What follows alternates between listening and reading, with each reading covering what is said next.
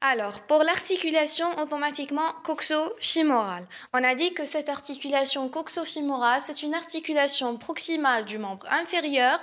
Elle est portante et puissante et elle est aussi synoviale et sphéroïde. Synoviale parce qu'il contient tous les éléments automatiquement d'une articulation synoviale, capsule, ligament, passif et aussi une membrane synoviale et liquide synovial.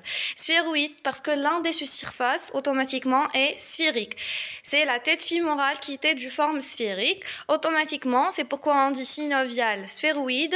Elle est de 3 degrés de liberté parce qu'on peut automatiquement mobiliser cette articulation dans les 3 plans de l'espace et elle est stable aussi et on a dit pour maintenir l'équilibre à la stabilité du corps. Et elle est aussi mobile. D'accord, donc c'est ça pour la définition automatiquement de l'articulation coxo-fémorale. Les surfaces articulaires. Pour les surfaces articulaires automatiquement de l'articulation coxo-fémorale, vous avez l'acétabulum. L'acétabulum, c'est une surface articulaire automatiquement de l'os coxal.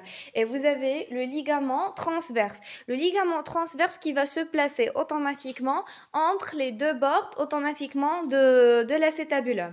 Et vous avez automatiquement la tête fémorale. Donc la tête fémorale qui est automatiquement une surface articulaire automatiquement de fémur. Et vous avez l'abrome ou bien automatiquement le bourrelet qui va augmenter la surface articulaire automatiquement de l'acétabulum pour que l'articulation coxo-fémorale, ça sera mobile. Donc c'est ça. Alors, ici, vous avez automatiquement l'articulation coxo-fémorale et les surfaces articulaires. Vous avez les surfaces articulaires, vous avez l'embryon automatiquement ou le bourrelet qui entoure automatiquement l'acétabulum. Donc ici, donc hadawa le bourrelet automatiquement qui entoure l'acétabulum, alors qui bordait automatiquement la surface automatiquement de l'acétabulum et qui augmentait cette surface articulaire. Et vous avez automatiquement le ligament automatiquement transverse, donc automatiquement avec la surface articulaire automatiquement de la fémur, ce qui est la tête fémorale. Pour les constituants automatiquement de la surface articulaire automatiquement de l'os coxal, ce qui est l'acétabulum. Alors on a dit que l'acétabulum, elle contient ce qu'on appelle automatiquement une surface semi-lunaire, donc ce qui est en bleu. Et vous avez le ligament transverse qui se place transversalement par rapport à l'acétabulum. Et une fosse automatiquement centrale s'appelle la fosse acétabulaire. Et automatiquement, elle est bordée automatiquement par le limbus acétabulaire. Donc, on a dit que l'acétabulum, c'est une surface articulaire de l'os coxal qui va s'articuler avec la tête fémorale de la fémur.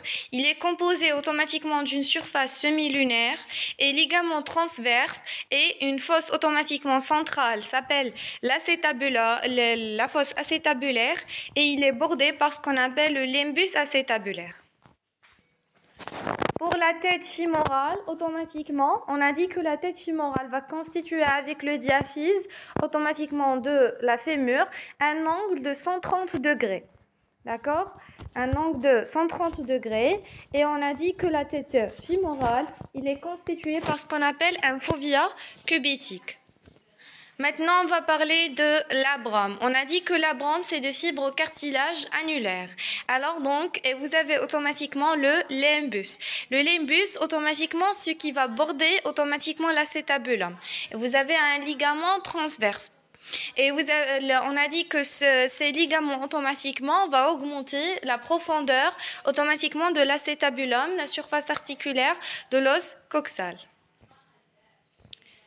Alors, pour les moyens d'union, toujours automatiquement la capsule, automatiquement et le renforcement par des ligaments passifs et actifs.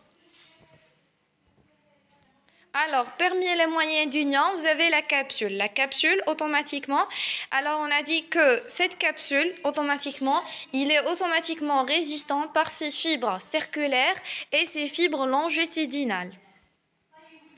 Donc, automatiquement, il borde les surfaces articulaires automatiquement du fémur et de l'os coxal. Ça veut dire qu'elle va border automatiquement la surface articulaire, l'acétabulum et la tête fémorale. Ça, c'est la capsule. Donc, automatiquement, ça, c'est la capsule qui va réunir automatiquement l'os coxal à la fémur. Yani exactement la surface articulaire de l'os coxal avec la surface articulaire de fémur. Alors maintenant pour les ligaments antérieurs, vous avez les ligaments automatiquement ilio-fémoral qui réunit automatiquement l'ilion automatiquement de l'os coxal avec ce qu'on appelle automatiquement la tête fémorale. Et vous avez automatiquement le pivot-fémoral qui réunit automatiquement le pubis avec automatiquement la tête fémorale. Donc ça c'est pour les ligaments antérieurs de l'articulation coxo-fémorale. Maintenant, pour les ligaments automatiquement postérieurs, vous avez le ligament ischio-fémoral qui réunit automatiquement l'eschion de l'os coxal avec la tête fémorale.